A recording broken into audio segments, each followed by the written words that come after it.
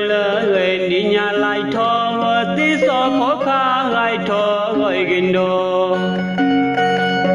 rồi bên na mê thi lo bay đó là bay thế khai trái lo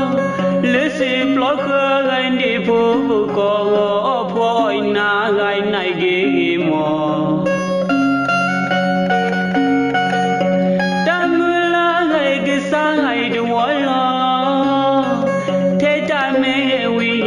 đâm lo tu nó tu cả lo ra hay được khó mấy chuyện nói là mới chui thò bê kia thò mì mẹ quỳ nói đâm lo oi đâm lư mò để ni để được có mưa quét hay thong vô lo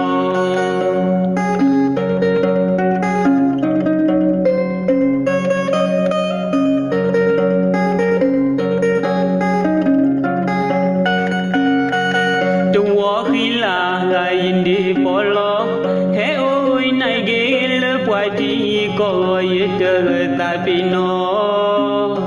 mấy chuyện đó là bước ra gọi thọ trái thọ lại khi mong mưa qua lo quý thôi nơi cứ khởi thọ gọi khô mò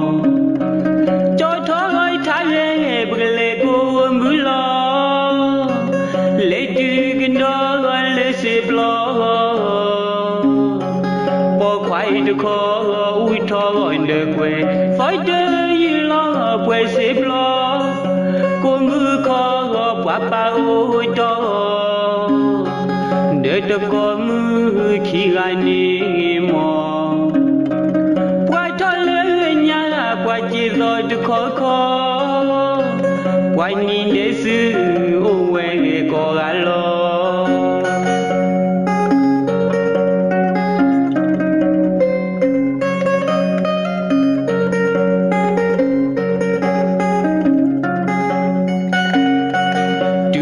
nói lời đi nhà lại thọ tí so phó pha lại thọ gọi gần đó rồi bên na mê thi lo mai đó là mai thế khai trái lo lưỡi xịp lo cơ anh đi phố có phôi na gai này ghê mò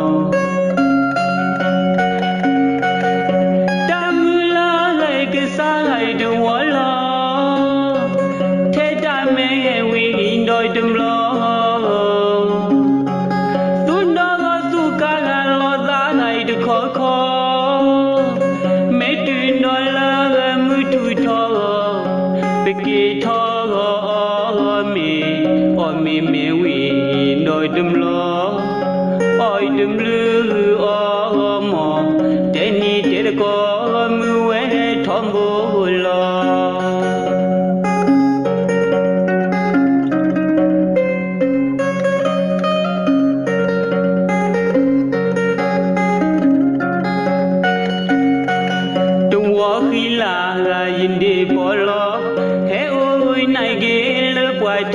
có chờ ta bị nó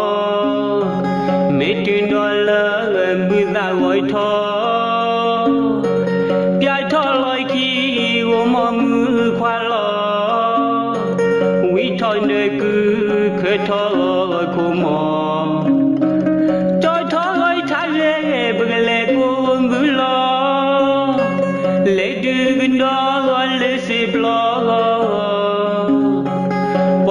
được khó ui thọ gọi được quê phải chơi như lo quê xếp lo cô mưa khó quả ba ôi cho để cho có mưa khi gai ni mò quay thọ lên nhà quay về rồi được khó quay nhìn để xứ ô quê có gai lo quay nhìn để xứ